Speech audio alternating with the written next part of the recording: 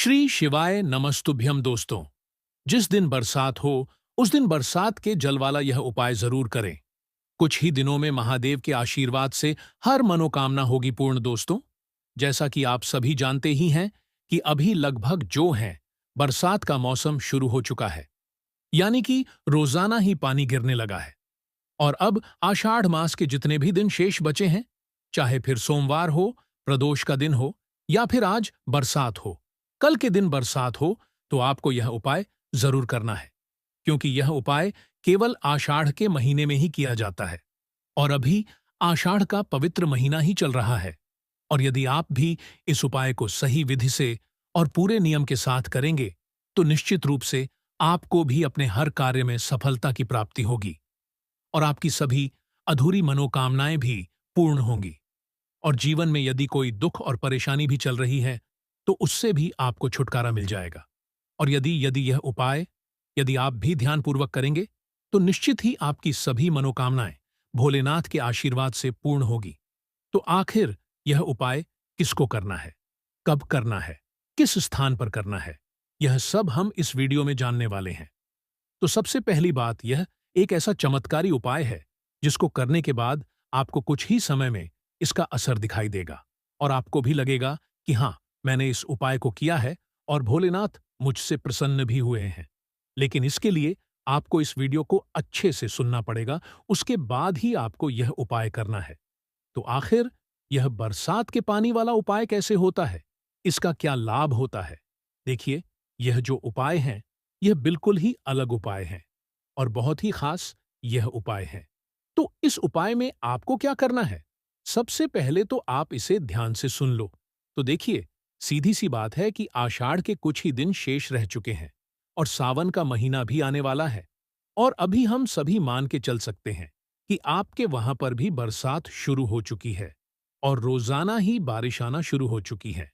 और आपको आषाढ़ में ही यह उपाय करना है, क्योंकि आषाढ़ में थोड़ा थोड़ा पानी शुरू हो जाता है और सावन के महीने में तो बहुत ही अधिक पानी गिरता है। तो दोस्तों, यह जो पानी गिरता है, क्या आपने कभी सोचा है कि इस पानी से भगवान भोलेनाथ आपसे प्रसन्न भी हो सकते हैं? आपने कई जगह यह बात सुनी होगी कि बरसात का जो पानी होता है, वह काफी अधिक शुद्ध होता है, बहुत अधिक पवित्र होता है। और यदि हम इस पानी को किसी भी पात्र में झेल लेते हैं या इसे इकट्ठा कर लेते हैं, तो हम इस पानी को पी भी सकते हैं, क्योंकि यह पानी बहुत अधिक शुद्ध होता है। हमारे घर में जो पीने का पानी रखा हुआ होता है, उससे यह पानी कई अधिक गुना पवित्र होता है। तो इसी जल से आपको यहां पर बरसात के जल वाला यह उपाय करना है। तो इस उपाय में आपको क्या करना है? सबसे पहले तो इसे अच्छे से सुन लीजिए और समझ लीजिए। तो देखो, यह वाला जो उपाय है, इसे आप तब कर सकते हैं जब आषाढ़ के महीने में पानी गिर रहा हो। अब देखिए, यह पानी यदि आज गिर रहा है, तो आज ही यह उपाय कर लेना है, क्योंकि इस उपाय में आपको कोई विशेष दिन या तिथि नहीं देखनी है। फिर चाहे यह पानी 2-3 दिन छोड़कर गिरे, कई बार तो आषाढ़ में लगातार बरसात होती भी है, जैसे कि अभी हो रही है। तो जिस भी दिन बरसात होगी, बारिश होगी, इस आषाढ़ महीने में उसी दिन आपको यह आषाढ़ महीने के बरसात के जल वाला उपाय करना है।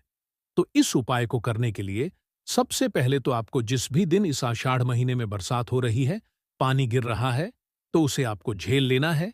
किसी भी पात्र में आपको यह जो जल है, इसे झेल लेना होगा। देखिए, जिस तरह से आप सुबह सुबह किसी भी लोटे को अपने मटके से आसानी से भर सकते हैं, उसी तरह से आपको यह पूरा लोटा जल बरसात की बूंदों से भरना होगा। अब यह जो जल है, यानी कि जो बरसात का जो जल है, इसे आप 2 तरीके से इकट्ठा कर सकते हो। पहला तो आप इस जल को जब भी बरसात होगी और यह जल किसी छत से होकर आएगा और फिर वहां लगे पाइप से होकर आएगा। लेकिन ध्यान रहे कि उस छत पर ज्यादा लोगों को पैर ना पड़ते हो, यानी कि छत पूरे तरीके से शुद्ध होनी चाहिए, तब जाकर के आप इस बरसात के जल को छत से होकर आने वाले पानी के माध्यम से झेल सकते हो। अब सभी की छत यहां पर पवित्र नहीं होती है, तो इससे अच्छा आप दूसरे तरीके से पूरा शुद्ध जल झेल सकते हैं। तो इसके लिए आपको करना क्या है कि जैसे कि आप जो जल का पात्र लेंगे, तो इसे सबसे पहले तो अच्छे से साफ कर लेना है। तो ऐसा आपको क्या करना है जिससे कि आपका यह जो पात्र होगा, यह आसानी से भर जाए? तो इसके लिए आपको करना क्या है? जिस भी दिन आपके वहां पर बरसात हो, जिस भी समय आपके वहां पर पानी गिरे, उस दिन आपको कोई भी एक पात्र, चाहे वह कोई लौटा हो, कोई गिलास हो, उसे आपको खुले आसमान में बादलों के नीचे रख देना है। अब जब तक आपके वहां पर बरसात हो रही है, उस समय आपको यह पात्र अपनी छत पर रख देना है, जिससे कि यह पात्र आसानी से भर सके, यानी कि आपका यह जल का पात्र पूरा भर जाएगा।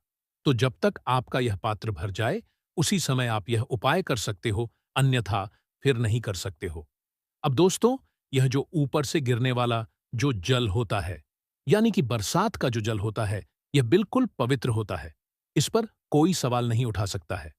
तो पहला कार्य आपका यही रहेगा कि जो भी ऊपर से पानी गिर रहा है, इसे आपको किसी भी तरीके से आपको झेल लेना है, इकट्ठा कर लेना है। जैसे ही आपका यह पात्र जल से भर जाएगा, जैसे कि बरसात सुबह-सुबह हो रही है, या फिर दिन में बरसात हो रही है, या फिर रात के समय बरसात हो रही है, तो इसमें कोई दिक्कत वाली बात नहीं है। अगर रात में भी बरसात हो रही है, तो आप रात में भी यह अपनी छत पर रख सकते हो और अपने इस पात्र में यह बरसात का जल इकट्ठा कर सकते हो। तो रात के समय में भी अगर बारिश हो रही है, तो उस समय भी आप अपने इस पात्र में जल इकट्ठा करके रख सकते हो। आप चाहे तो कोई बड़ा घड़ा भी अपनी छत पर रख सकते हैं, जिससे कि ज्यादा बूंदें उसमें गिरेगी और वह जल्द ही भर जाएगा। फिर आप अपने उस लोटे को उस पात्र में डालकर के अपने लोटे को पूरा भर सकते हैं। तो आप रात में भी यह जल भर सकते हैं, या फिर सुबह के समय में भी यह जल भर सकते हैं। तब भी यह जो जल है, पूरे तरीके से शुद्ध ही माना जाएगा। तो ध्यान रहे कि इस पात्र में केवल और केवल ऊपर का जल ही होना चाहिए। किसी अन्य प्रकार का जल नहीं होना चाहिए, ना ही आपके मटके का जल होना चाहिए। इसीलिए जो पानी ऊपर से आया है, जिसे भगवान शिव ने बरसाया है, क्योंकि आषाढ़ और सावन का जो महीना होता है, यह विशेषकर हमारे भगवान शिव का ही होता है। तो आषाढ़ का महीना भी आप एक तरह से कह सकते हैं, क्योंकि इस महीने में भी बहुत अधिक बारिश होती है। हालांकि इस महीने में गर्मी भी बहुत ही अधिक होती है। तो सबसे पहले तो आपको अपना जो यह लौटा है, इसे बरसात के जल से अच्छे से भर लेना है। तो जैसे ही आपके इस पात्र में यह जल इकट्ठा हो जाता है, तब आपको उपाय करना है। उपाय के लिए आपको सुबह-सुबह ही इस जल को तैयार कर लेना है। आप चाहे यह जल रात में इकट्ठा कर रहे हो या फिर सुबह में इकट्ठा कर रहे हो, आपको इस जल को सुबह तक तैयार करके रख लेना है। तो आपको मात्र यह एक लौटा जल तैयार करके रख लेना है। अब जैसे ही आप अपना यह एक लौटा जल भर के रखते हो, इसी के साथ में आपको अपनी बेलपत्र भी रखनी होगी, तो आपको बेलपत्र भी लेनी है, और साथ में यदि चावल का दाना मिल जाए तो यह भी बहुत अच्छी बात है। तो सबसे पहले तो आपको यह एक लोटा जल बरसात के जल से भरना है, यानी कि बरसात का जो जल है, ऊपर का जो पानी है, उसी से आपको इस पात्र को पूरा भरना है। अब इसी के साथ में आपको मात्र एक प्यारी सी बेलपत्र भी लेनी है, और इसी के साथ में आपको एक चावल का दान भी लेना है। आप चाहे तो एक से अधिक चावल के दाने भी ले सकते हैं। कम से कम आपको एक चावल का दाना तो लेना ही है। देखिए, यह जो उपाय है, इस उपाय में आप भगवान शिव को बहुत ही आसानी से और बहुत ही शीघ्रता से प्रसन्न कर सकते हैं। अब दोस्तों, आपको क्या करना है कि यह जो एक लौटा जल है, एक बेलपत्र है और एक चावल का दाना है, इन्हें किसी भी दिन लेकर के आपको पहुंच जाना है, आपके आसपास जो भी भगवान शिव का मंदिर है, वहां पर। अब देखिए, यदि आपके वहां पर जिस दिन पानी आया है और उस दिन एकादशी हो, तो फिर आपको अपने साथ चावल का दाना नहीं लेकर के जाना है। तो इस बात का आपको विशेषकर ध्यान रखना है। और जिस दिन बरसात हो, उस दिन इन सभी सामग्रियों को लेकर के आपको पहुंच जाना है आपके आसपास जो भी शिव जी का मंदिर है, वहां पर। अब दोस्तों, कुछ लोग एक गलती करते हैं, सीधे से भगवान शिव के मंदिर में जाते से ही अपने उपाय को करना शुरू कर देते हैं। तो आपको ऐसा नहीं करना है। जैसे ही आप शिव मंदिर में प्रवेश करेंगे, तो सबसे पहले तो आपको शिवलिंग के वहां पर अपना माथा टेकना है, या फिर अपने सीधे हाथ की हथेली को शिवलिंग से स्पर्श करके उसे अपने मस्तक पर अवश्य लगा लें। ऐसा करना बहुत ही अधिक जरूरी माना जाता है।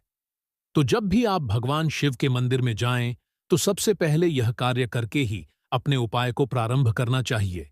जैसे कि सबसे पहले आपको भगवान को धोख देकर के मंदिर में प्रवेश करना चाहिए। इसी के साथ भगवान के सामने खड़े होकर के हाथ जोड़कर कि उनसे प्रार्थना करनी चाहिए। यदि मंदिर में घंटी लगी हुई है तो घंटी को बजा करके कुछ सेकंड तक मूर्ति को निहारते रहे और अपने हाथ जोड़कर कि उनसे प्रार्थना करें। अब इतना करने के बाद में आपको शिवलिंग के पास में आ जाना है। तो देखिए, सबसे पहले तो मंदिर में पहुंचने के बाद आपका सबसे पहला कार्य यही होना चाहिए कि आपको शिवलिंग पर जल अर्पित करना चाहिए। यानी कि आपने जो बरसात का जल इकट्ठा किया हुआ था, देखिए, सादे जल की बात अलग होती है। साधा जल तो आप प्रतिदिन लेकर के जाते ही हो, पर यह जल बरसात का जल है, इसीलिए इसकी महत्वता बहुत ही अधिक होती है। कई लोगों ने इस बात पर कभी भी गौर नहीं किया होगा, ध्यान नहीं दिया होगा, पर यह जो जल है, विशेषकर प्राकृतिक रूप से गिरने वाला जल है, इसीलिए इसकी महत्वता बहुत ही अधिक होती है। और यह जल भगवान शिव को अत्यधिक प्रिय होता है। और यह जो जल हम चढ़ा रहे हैं, यह बहुत ही अधिक पवित्र जल है। इसमें किसी भी प्रकार की कोई गंदगी और अशुद्धता नहीं है। यह जल पूर्ण रूप से स्वच्छ है। तो यदि आप भी इस जल को बरसात होते समय अपने पात्र में झेल लेते हैं और आप इस जल को पी भी लेते हैं, तब भी यह जल बहुत अधिक पवित्र माना जाता है। तो सबसे पहले तो इस जल को आपने इकट्ठा किया हुआ है, पूर्ण परिश्रम से इकट्ठा किया है। तो इसे आपको एक धारा से धीरे धीरे करके भगवान शिव के शिवलिंग पर अर्पित करते जाना है, समर्पित करते जाना है। देखिए, आपने इस जल को इकट्ठा करने में बहुत अधिक मेहनत की है, इसलिए आपको एकदम से यह जल समर्पित नहीं करना है। धीरे धीरे करके एक धारा से आपको यह जल समर्पित करते जाना है, वरना एकदम से जल चढ़ाने में कुछ भी नहीं जाता। जल्दबाजी में यह उपाय बिल्कुल भी नहीं करना चाहिए। तो धीरे धीरे करके जिस जल को आपने इकट्ठा किया हुआ है, यानी कि बरसात का जो जल आपने इकट्ठा किया है, उसे आपको धीरे धीरे भगवान शिव के शिवलिंग पर अर्पित करते जाना है। तो धीरे धीरे करके आपको अपना यह जो जल है, इसे शिवलिंग पर अर्पित कर देना होगा। इसके बाद में आपको अपनी वह बेलपत्र निकालना, जो कि आप लेकर के आए थे, और इसे आपको केवल शिवलिंग पर ही अर्पित करना है। तो शिवलिंग के ऊपर आपको अपना यह बेलपत्र किस प्रकार से समर्पित करना है? तो डंडी का जो भाग होगा, वह आपको आपकी तरफ रखना है। बेलपत्र की डंडी वाला भाग आपको अपनी तरफ रख के इसे भगवान शिव की शिवलिंग पर अर्पित कर देना होगा। इसके बाद आप जो अपना चावल का दाना लेकर के आए थे, इस चावल के दाने को भी आपको इस बेलपत्र के ऊपर ही रख देना होगा। चावल का दाना बेलपत्र के ऊपर रखने के बाद आपको हाथ जोड़ करके भगवान शिव से प्रार्थना करनी है। आपकी जो भी मनोकामना है, किसी भी प्रकार की आपकी कोई दुख और परेशानी है, तो उसे आपको दूर करने के लिए भगवान शिव से प्रार्थना कर लेनी होगी। आप जिस भी कार्य को पूर्ण करवाने के लिए यह उपाय कर रहे हैं, उस कार्य के लिए आपको प्रार्थना कर लेनी है, या फिर घर की सुख शांति के लिए आपको प्रार्थना कर लेनी है। यदि आप भगवान शिव को प्रसन्न करने के लिए उपाय कर रहे, तो फिर आपको कुछ भी नहीं बोलना है, मात्रा को अपना यह वाला उपाय कर लेना है। सबसे पहले तो आपको जो आपने बरसात का जल झेला था, यानी कि ऊपर का पानी आपने पात्र में इकट्ठा किया हुआ था, इस पानी को, जल को सबसे पहले तो आपको भगवान शिव के शिवलिंग पर धीरे धीरे अर्पित कर देना होगा। फिर आपको अपनी बेल पत्र चढ़ाना है, डंडी का मुख आपको अपनी ओर रखना है। इसके बाद आपको जो चावल का दाना आप लेकर के आए थे, इसे भी आपको बेलपत्र के ऊपर ही समर्पित कर देना है। इसके बाद में आपको अपनी मनोकामना को भगवान शिव जी से बोलना है। जिस भी काम के लिए आप अपना उपाय कर रहे हो, उस काम को आपको पूर्ण करने के लिए भगवान शिव जी से प्रार्थना करनी है। और भगवान शिव को प्रसन्न करने के लिए उपाय करें, तो आपको कुछ भी नहीं बोलना है। इसके बाद आपको शिवलिंग के पास में बैठ जाना है। 2 मिनट तक आपको श्री शिवाय नमस्तुभ्य मंत्र का लगातार जाप करते रहना है। मंत्र जाप करने के बाद आपको शिव जी को धोख देकर के फिर सीधे अपने घर आ जाना, और इस तरीके से आपका जो यह बरसात के जाल वाला उपाय है, यहाँ पर पूरा हो जाता है। तो यह जो उपाय है, इस उपाय को आप अपने जिस भी कार्य को पूर्ण करने के लिए करेंगे, निश्चित रूप से आपसे भगवान शिव प्रसन्न होंगे और आपका जो कार्य है उसे भी पूर्ण करेंगे। अगर आप इस वाले उपाय में केवल बरसात का जो जल है, जिसे आपने इकट्ठा किया हुआ था, ऊपर का जल, उसे भी मात्र शिवलिंग पर चढ़ा देते हैं, तो इससे भी आपकी मनोकामना बहुत ही जल्द परिपूर्ण हो जाती है। किंतु आपको एक बात का ध्यान रखना है कि यह जो जल है, जैसे कि आपने सुबह सुबह जल झेला था या रात को जल झेला था, तो यह जल ऐसा ना हो कि आप 2-3 दिन बाद यह जल चढ़ा रहे हैं। जैसे कि आज आपने जल झेला रात्रि में, तो आप कल यह जल चढ़ा सकते हैं। लेकिन मान लीजिए आपने यह जल आज सुबह झेला है और आप इसे 2-3 दिन बाद चढ़ा रहे हैं, तो फिर आपको इस उपाय का कोई भी लाभ नहीं होगा। तो सुबह का जल शाम को चढ़ा सकते हो, शाम का जल सुबह में चढ़ा सकते हो, लेकिन 2-3 दिन पुराना जल आप नहीं चढ़ा सकते हो। तो दोस्तों, आपके वहां पर जिस भी दिन बारिश हो, उस दिन आपको यह उपाय अवश्य ही करना चाहिए, क्योंकि जिस दिन बारिश नहीं होगी, उस दिन तो फिर आप यह उपाय नहीं कर सकते हैं। इसीलिए जिस भी दिन आपके वहां पर, ऐसा तो चाहे आज हो, कल हो, 2 दिन बाद हो, 5 दिन बाद हो, जितने भी दिन बाद हो, इस आषाढ़ महीने में एक बार इस बरसात के जल वाले उपाय को करके जरूर देखना। निश्चित रूप से आपकी सारी सालों पुरानी मनोकामना भी परिपूर्ण हो जाएगी और महादेव आपसे प्रसन्न हो जाएंगे। तो यह थी बरसात के जल के उपाय की महत्वपूर्ण जानकारी। यदि आप भी बरसात के जल वाला यह उपाय करेंगे, तो आपको भी लाभ जरूर